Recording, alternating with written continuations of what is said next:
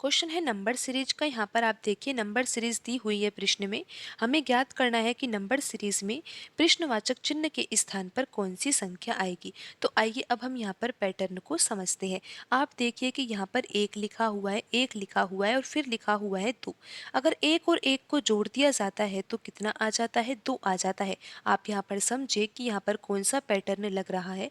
यहाँ पर आप देखिए कि जो ये तीसरे नंबर की संख्या दो है ना, इसको कैसे प्राप्त किया जा रहा है। दो से पहले जो दो संख्याएं लिखी हुई है ना, इन दोनों संख्याओं को अगर जोड़ दिया जाए तो यहाँ पर तीसरी संख्या प्राप्त हो जाएगी। अब आप ये देखिए कि यहाँ पर दो के बाद लिखा हुआ है तीन, तो तीन को कैसे प्राप्त किया जा सकेगा।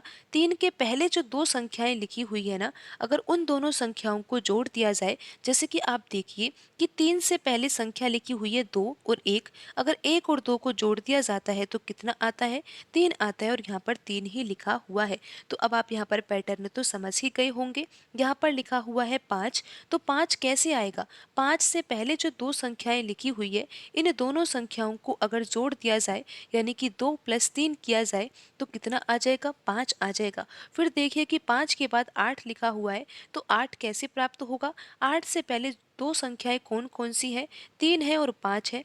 तीन और पाँच को जोड़ने पर ही क्या आएगा, आठ आएगा।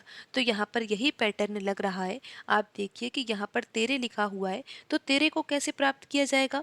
तेरह से पहले दो संख्याएं लिखी हुई है पाँच और आठ, इन दोनों संख्याओं को अगर जोड़ दिया जाए तो कितना आता है, तेरह आ ही जाता है। तो अब हमें ये पता लगाना है कि प्रश्नवाचक चिन्ह के स्थान पर कौन सी संख्या आएगी। तो पैटर्न तो हमें पता है कि यहाँ पर प्रश्न चिन्ह के पहले दो संख्याएं कौन सी है, तेरह और आठ है। अगर इन दोनों संख्याओं को जोड़ दिया जाए तो हमें पता लग ही जाएगा कि प्रश्नवाचक चिन्ह के स्थान पर कौन सी संख्या आएगी।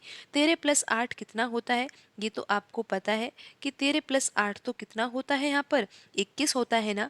तो यहाँ पर प्रश्न चिन्ह के स्थान पर कौन सी संख्या आएगी, 21 आएगी। और 21 क्यों आई ये आपको पता है कि आठ और तेरह, यानी कि 21 से पहले जो दो संख्याएं हैं आठ और तेरह, अगर इन दोनों संख्याओं को जोड़ दिया जाता है तो 21 आता है। तो यहाँ पर प्रश्न चिन्ह के स्थान पर आने वाली संख्या 21 ही तो होगी और यहाँ पर ऑप्शन सी सही होगा।